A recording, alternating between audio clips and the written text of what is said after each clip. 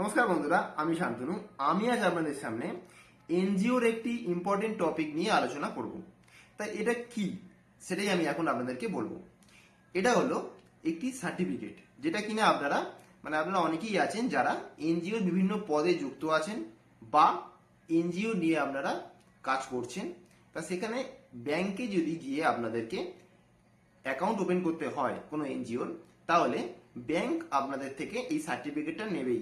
কারণ এখানে পুরো কেওয়াইসি ডিটেলসই থাকছে।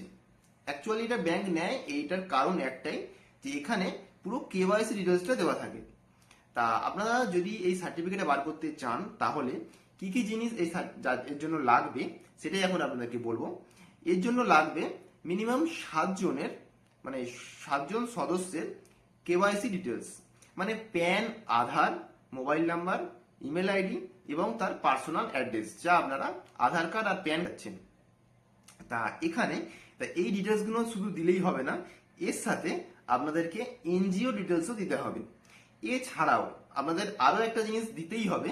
সেটা হলো কি, সেটা হলো এনজিওর যে সমস্ত এনজিও যেখানে গিয়ে কাজ করেছে, মানে অর্গানাইজেশন ক্যাম্প করেছে, সেই ক্যাম্পের যে কাজ করেছে সেটার ডিটেলসও এখানে দিতে হবে।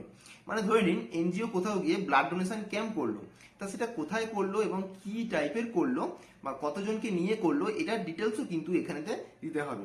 বিভিন্ন ধরনের ক্যাম্প হতে পারে, ব্লাড ডোনেশন ক্যাম্প বললাম, আবার হতে পারে আপনার হেলথ অর্গানাইজেশন ক্যাম্প, বা হতে পারে আপনার চক্ষু পরীক্ষা কেন্দ্র, বা হতে পারে আপনার যোগা প্রশিক্ষণ কেন্দ্র, বা হতে পারে আপনার অন্যান্য যে সমস্ত ক্যাম্প হতে পারে, সব ধরনের ক্যাম্পই তারা করতে পারে।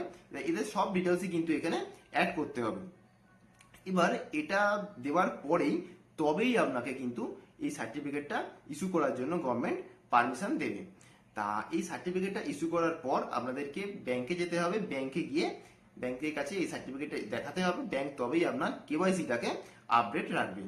তা এটাই এখন বললাম আজকের এই মেন টপিকে।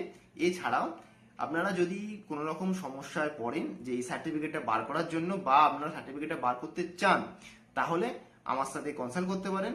মানে জানান আপনারা কি করতে চাইছেন, আমি আপনাদেরকে প্রপার গাইডলাইন দিয়ে দেবো। তা চলুন, আজ ছিল এই পর্যন্তই।